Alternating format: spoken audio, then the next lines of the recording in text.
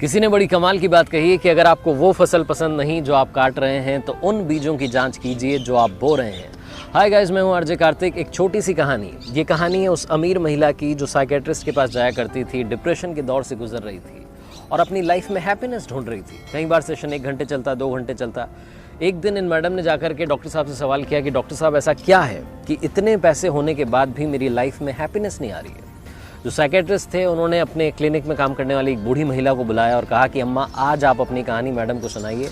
और मैडम से कहा कि आप ध्यान से सुनिएगा अम्मा की कहानी, क्योंकि इस कहानी के आखिरी में आपको समझ में आएगा कि हैप्पीनेस मिलेगी तो मिलेगी कहाँ। अम्मा ने झाड़ू नीचे रखा, साफ सफाई का काम करती थी, चेयर लेकर के बैठ गई और अपनी कहानी सुनाना शुरू किया।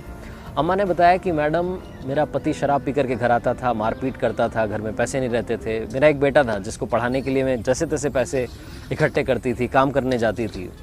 एक दिन ज़्यादा शराब पीने की वजह से पति की मौत हो गई। 2-3 महीने तक संघर्ष चला, जैसे तैसे बेटे की नौकरी लगी। 3 महीने के बाद में एक दिन बेटा घर आ रहा था और रोड एक्सीडेंट में उसकी भी मौत हो गई। मुझे लगा कि मेरी ज़िंदगी ख़त्म हो गई है, मेरे जीने की कोई वजह नहीं बची है।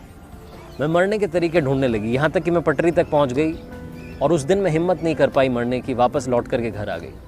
एक दिन ऐसे ही काम करके साफ़ सफाई का घर पहुँच रही थी तो मेरे पीछे पीछे बिल्ली का एक बच्चा चलने लगा और वो बच्चा चलते चलते चलते मेरे घर के दरवाजे तक आ गया। उस बिल्ली के बच्चे को जब मैंने अपने घर के दरवाजे तक देखा तो मुझे लगा कि इसको शायद भूख लगी है। बाहर बहुत ठंड थी तो मैं उस बच्चे को लेकर के अंदर आ गई। मेरे घर में थोड़ा सा दूध था, मैंने कटोरी में दूध रखा, बिल्ली के बच्चे के सामने रखा तो बिल्ली का बच्चा झट से चट कर गया। और जैसे ये सारी घटना हुई मेरे चेहरे पर हंसी आ गई, खुशी आ गई। बहुत दिनों के बाद मेरे चेहरे पर हंसी आई थी तो मुझे ये रियलाइज़ हुआ, मुझे लगा कि अगर एक बिल्ली के बच्चे की मदद करने से मुझे खुशी मिल सकती है तो इंसानों की मदद करने से, लोगों की मदद करने से कितनी खुशी मिलेगी। उस दिन के बाद से मैंने अपने आस पड़ोस के लोगों की मदद करना शुरू किया।